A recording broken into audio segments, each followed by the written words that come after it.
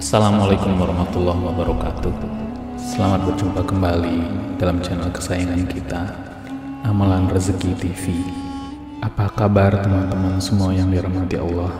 Semoga sehat selalu, dilapangkan rezekinya, dan dalam lindungan Allah Subhanahu wa Ta'ala. Amin ya Rabbal Alamin. Tahukah Anda bahwa sholat duha memiliki keutamaan yang luar biasa dan dapat membawa berkah dalam kehidupan kita sehari-hari? Meskipun tidak wajib, sholat duha memiliki banyak manfaat. Namun, ada juga kesalahan umum yang sering dilakukan dalam melakukan sholat duha, yang malah bisa menghambat rezeki kita. Untuk itu penting bagi kita mengetahui dan cara yang tepat dalam melaksanakan sholat duha, agar bisa meraih keberkahan dan mendapatkan rezeki yang lancar. Penting juga untuk mengetahui beberapa waktu dan kondisi yang dilarang saat sholat duha, agar tidak mendatangkan petaka. Sholat duha merupakan salah satu ibadah sunnah yang dianjurkan dalam agama Islam. Meskipun tidak termasuk dalam kategori sholat wajib, sholat duha memiliki banyak keutamaan dan manfaat yang sayang untuk dilewatkan. Ibadah ini dilakukan pada waktu antara terbit matahari hingga sebelum azan zuhur. Dalam prakteknya, sholat duha tidak hanya memberikan manfaat bagi kehidupan spiritual, tapi juga mempengaruhi aspek jasmani dan materi. Dengan sholat duha, seseorang mendapatkan pengampunan dosa, mendapatkan keberkahan rezeki, terhindar dari kelalaian, dan mendapatkan berbagai keistimewaan lainnya. Rasulullah Shallallahu Alaihi Wasallam bersabda bahwa siapapun yang menjaga sholat duha secara teratur, dosanya akan diampuni, meskipun sebanyak buih di lautan. Hal ini menunjukkan bahwa sholat duha memiliki kekuatan yang besar dalam menghapus dosa-dosa seseorang. Dalam beberapa riwayat hadis disebutkan ada pintu surga yang disebut ad-duha, yang khusus disiapkan bagi mereka yang rajin melaksanakan sholat duha. Diriwayatkan dari Abu Hurairah bahwa Nabi Muhammad SAW bersabda, sesungguhnya di surga ada pintu yang disebut ad-duha. Nanti pada hari kiamat ada yang memanggil, siapa yang senantiasa melaksanakan sholat duha, ini adalah pintu kalian. Silahkan masuk dengan rahmat Allah. Meskipun terdapat perbedaan pendapat antara para ulama tentang keabsahan hadis ini, namun hal ini menunjukkan bahwa sholat duha memiliki potensi untuk membawa seseorang masuk surga. Sholat duha juga memiliki keutamaan dalam menjauhkan seseorang dari golongan orang yang lalai dalam beribadah dan berusaha. Rasulullah SAW bersabda bahwa orang yang melaksanakan sholat duha tidak termasuk dalam golongan orang yang lalai.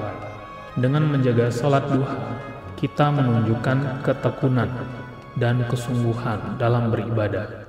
Sholat duha juga dianggap sebagai bentuk sedekah untuk diri sendiri, di mana sebuah hadis Rasulullah SAW menjelaskan bahwa setiap sendi tubuh manusia memiliki kewajiban untuk bersedekah setiap hari, mengucapkan tasbih, tahmid, tahlil, takbir, dan mencegah kemungkaran.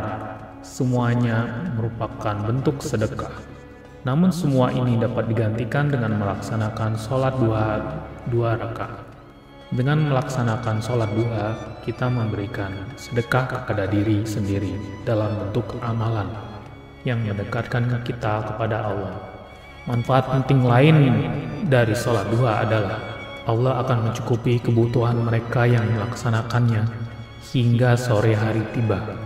Allah telah menjanjikan bahwa setelah kita melaksanakan sholat duha, Dia akan mencukupi kebutuhan kita.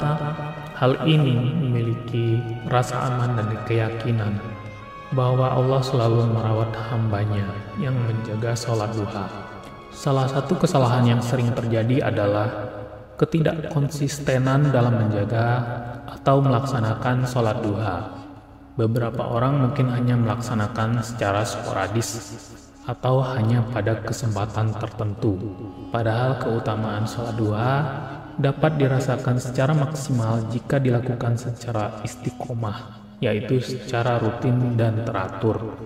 Rasulullah SAW bersabda, "Seandainya kalian sungguh-sungguh bertawakal kepada Allah, sungguh Allah akan memberi kalian rezeki sebagaimana Allah memberi rezeki kepada seekor burung yang pergi dalam keadaan lapar dan kembali dalam keadaan kenyang." Ketidakistiqomahan dalam melaksanakan sholat duha dapat mengurangi manfaat dan keberkahan yang seharusnya didapatkan. Kesalahan lain yang sering terjadi adalah tidak memperhatikan waktu yang tepat untuk melaksanakan sholat duha. Waktu sholat duha dimulai setelah terbit matahari dan berakhir sebelum waktu zuhur. Kemudian waktu yang diharamkan yaitu ketika subuh, sesudah subuh hingga matahari terbit, sekitar jam 6 sampai jam setengah 8 atau 7.30 pagi, dan ketika sesudah memasuki waktu zuhur hingga tergelincirnya matahari atau sekitar jam 11.30 sampai jam 12.30.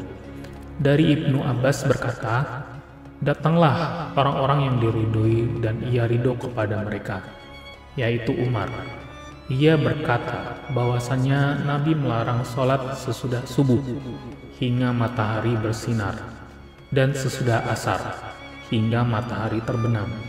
Dari Ibnu Umar, Rasulullah SAW bersabda, "Apabila sinar matahari terbit, maka jangan melakukan sholat hingga matahari tinggi. Dan apabila sinar matahari terbenam, maka jangan melakukan sholat hingga matahari terbenam." Tidak hanya itu, salah satu alasan mengapa ada beberapa waktu yang diharamkan untuk melaksanakan sholat duha adalah karena adanya setan yang mengikuti waktu-waktu itu. Rasulullah SAW bersabda, "Matahari terbit dengan diikuti setan. Pada waktu mulai terbit, matahari berada dekat dengan setan. Kemudian ketika telah mulai meninggi, berpisah darinya. Pada waktu matahari berada tepat di tengah langit, ia kembali dekat dengan setan. Dan ketika setelah zawal, ia berpisah darinya. Pada waktu hampir terbenam, ia dekat dengan setan, dan setelah terbenam, ia berpisah lagi darinya." Mengabaikan waktu yang telah ditentukan dapat mengurangi keberkahan dan manfaat yang seharusnya didapatkan dari sholat duha dan malah mengundang petaka. Demikianlah pembahasan singkat tentang sholat duha. Sampai berjumpa pada video selanjutnya. Wassalamualaikum warahmatullahi wabarakatuh.